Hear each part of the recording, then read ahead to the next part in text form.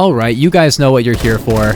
We're talking about the new guns in Phantom Forces. They just added the SVK-12E, but the AK-12BR is getting moved to the LMGs category already. And if you're like, what? The AK-12 is already in the game. The AK-12BR, it's already a gun. No, this is a completely different one. I think every single statistic was changed. It has 100 bullets now, 850 RPM, and there's even a one-shot body shot conversion on the SVK-12. So this is a ridiculous update. Make sure you're subscribed and smash that like button. But let's just jump right into it. First off, let's talk about the new AK-12BR, which is in the LMG category now. And the default ammo, as you can see, has very, very high fire rate, and it has 100 bullets, which is pretty crazy considering the reload time is 2.4 seconds. 2.4 seconds? That's ridiculous. They might have just forgot to change the reload speed on it because, yeah, 100 bullets with 2.4 second reload time. As you can see, the recoil is quite low. Yeah, it's insane. This gun does 31 down to 18 damage with no special multipliers. So overall, it's really not a very powerful weapon, but the damage isn't the important part. The important part is the fire rate being 850. It has that 1000 RPM burst, which is a 3-round burst now, and the 5-hit kill range is 140 studs, which is not too bad. But do keep in mind that at longer ranges, you will not be able to drop people in, you know, anything less than 6 bullets unless you're landing headshots. And even then, it's a 4-hit kill if all of them are headshots, which I guess you might be able to do, not gonna lie, because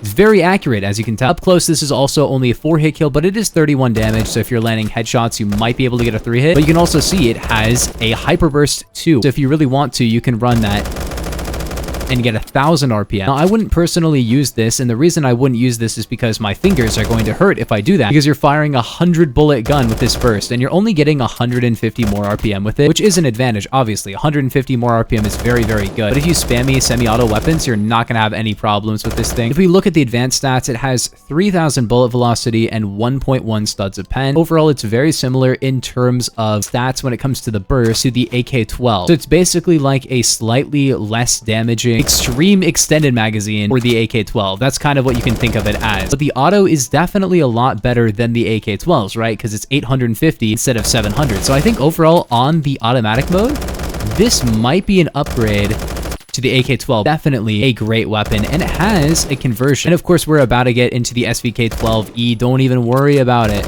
You're up there? What is this? This gun feels really good though. Look at that. I would not run AP. I would not run hollow point, especially considering the damage that you're going to lose at range. And I would not run super armor piercing, basically for any reason ever on any of these guns. It's terrible now. But then this has 7.62. Now this gives it a 50-round drum mag. It does give it the ability to 2-hit kill headshot to about 50 studs, 3-hit kill to the body to about 60 studs. But as you can see, look at this reload time. What the heck? That's, I mean, it's not terrible, but not necessarily the best. And the worst part about it is actually that it does not have a burst. It only has 800 RPM, no burst, which is really, really sad. It's definitely going to stack up with this conversion very well when it comes to close range. You can see it's way, way better up close because it has that 3-hit kill and 2-hit kill headshot. Like, it's very good. I'm just kind of mad that it doesn't have the burst. I kind of see why it might be broken with the burst. Maybe it should just increase your recoil by a ridiculous amount or something. I don't know. Just a suggestion. I think overall the recoil is very good with 7.62 anyway. So maybe it would be too broken, I'm not gonna lie. It does have a 2-hit kill head, so overall I don't think the ranges on this need to get changed or anything, but as you can see, you can't 3-hit kill as far as you'd expect you're able to. If you're a fan of drum magazine weapons, this is a really, really good option for you. I think the reload time feels a little bit long compared to the default, but I think that's just a bug. And before we get into the SVK-12, I just want to say, hey, Stylus Studios, this was a pretty good change, actually. It kind of seemed like Stylus Studios was removing the variety from this game for realism, but they actually kind of undid it, and it's now more variety. So honestly, very good job to Stylus. I have to give them credit. I've been very negative lately, but this is honestly all some really good stuff. So thank you, Stylus Studios, for adding back something fun. Now we're on to the SVK-12. Now we're going to use this without anything because I kind of want to see how it does. So it has 500 RPM semi by default, which I think is kind of funny because nobody's going to run this on semi, okay? Because then it has a 700 RPM automatic mode, and then it also has a 1000 RPM 3-round burst with insane recoil. You might be thinking, well, it's going to have really good damage, right? It does have good damage. For sure, it has really good damage, but it cannot 2-hit kill to the body, which is pretty interesting. I thought it would be able to do that, and it cannot. It does about 48 to the body, which is good, obviously. Like, it's almost a 2-hit. It is not a 2-hit kill to the body, which I think is really interesting. As you can see here, you're probably like, okay, well, this recoil kind of sucks. This must not be a very good gun. This is, of course, with no attachments, and as you guys know, attachments in this game, they make a big difference. So we're about to use this with the attachments, and as you can see, it's still very, very good. Now let's check this out. That is really not too bad, not gonna lie. The main advantage of this weapon is that, as you can see, it's able to kill with 1 headshot and 1 body shot to about 90 studs. It's also a 3-hit kill anywhere, all ranges, which basically makes it like the old AK-12BR, but the new one, the one that's in the game right now, the one where they removed the burst and made it always a 3-hit. This is basically a more balanced version of it. Now, it does more damage, but the recoil is much higher. So also we got to talk about the fact that, guys, this recoil doesn't give me a headache. But then we got to talk about, obviously, the burst. The burst on this gun, I think it has been balanced out, we'll just say, okay? I don't think the burst on this weapon... Dude, I need to figure out how to use it. There we go. I don't think it's going to be the meta. I think the automatic mode will be the meta. I think the burst has too much... Okay, I think the burst has so much recoil, is what I'm trying to say. Is that necessarily a bad thing? Probably not, because let's be honest, this gun would be very insane otherwise. So, pretty big fan of this. You know, a 3-hit all ranges at 1,000 RPM would be ridiculous, right? Yes, it can still technically do that, but they balanced it out with the recoil, we'll just say. But it kind of sucks that this is on semi by default, but to be fair, this gun is honestly not too bad on semi-auto. It's kind of funny. Like, I would not personally use it on semi, but if you hit like 1 headshot, 1 body shot, you're going to be able to kill very, very far, as I said. And then a 3-hit kill anywhere on the body, all ranges, is really not too bad either. Also, the recoil in the semi is very solid. And as you can see, you can actually 2-shot headshot all ranges as well, if you're pretty accurate. I like these guns that are kind of, you can sort of use it for all situations, but you know, it's not necessarily the best weapon in the game for any of those situations. It's not the best DMR, it's not the best full auto weapon, but it is really good. But we're not even on to the conversions yet. We need to talk about those, dude. Then we have 7.62 by 51 millimeter, which, as you can see, 1,000 RPM, and it has the ability to 2-hit kill headshot all ranges and 3-hit kill body shot all ranges.